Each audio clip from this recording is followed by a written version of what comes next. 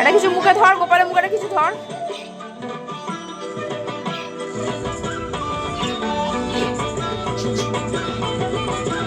ওদিকে দেখো, ওদিকে দেখো।